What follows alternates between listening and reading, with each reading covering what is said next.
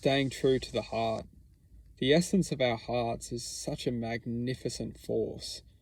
And the reason behind this is because ultimately the reality which we're living in is at a such dense vibrational formula. And this formula is ultimately equating to life experiences, our perception, and even goes as far deep as the human psyche. We're all connected and we're all united within this psyche, and we're all just reflecting a different image of this psyche into presence, into existence, manifestations of the psyche. And what's truly amazing and blissful is that love which we all have the ability to connect to and reflect within is ultimately divine. It's divinity, it's God, it's whatever you want to call it.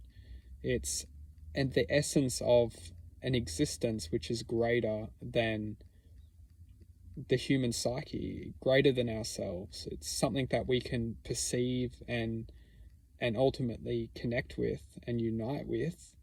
However, it doesn't necessarily come from us. It's something that we connect to. And that's something absolutely to be treasured, because through the hardship which we experience in this lifetime, that love is something that we can connect and use to help us ultimately see from a different angle and perceive life from a different angle, see things from a different perspective.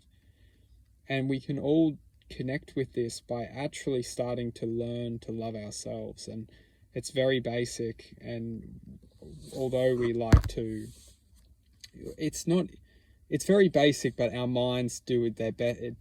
Our minds is basically a mechanism for us to interpret this reality. And the problem is the people who are controlling this reality are definitely influencing our minds to think and act in a certain way. And however, the truth being is that the minds don't connect to love. The minds perceive what love can be, what love can do. The minds perceive information. They process information. Our hearts are a completely different.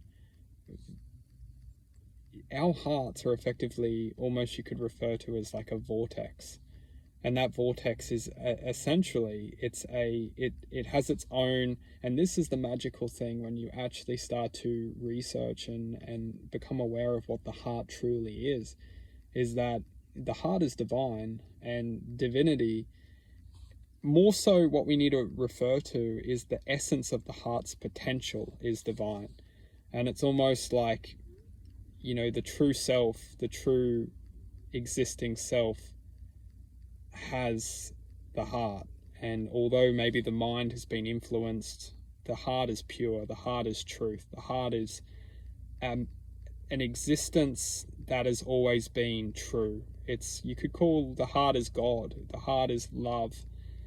And it's very fascinating, and it's actually pretty magical, because once we activate the heart, we actually learn the truth. And the truth is effectively the essence of awakening.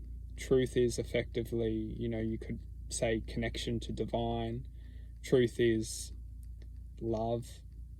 And that's the magical thing, is when we start to work with the heart, start to learn to feel our emotions, start to learn to love ourselves through accepting our emotions, through preventing, judgment. Judgment is its own density. It's its own existence that we effectively accept and cast this existence through our lives, which closes our hearts.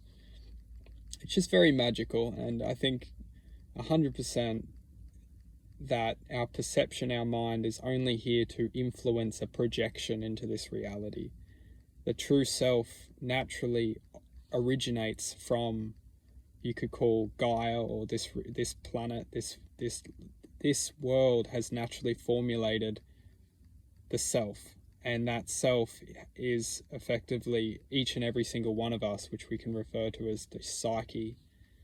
And that psyche is naturally healing through time, and it's processing its own experiences and projecting itself in its true form. And that true form definitely originates back from the God head, or that infinite consciousness, that infinite love, that creative force.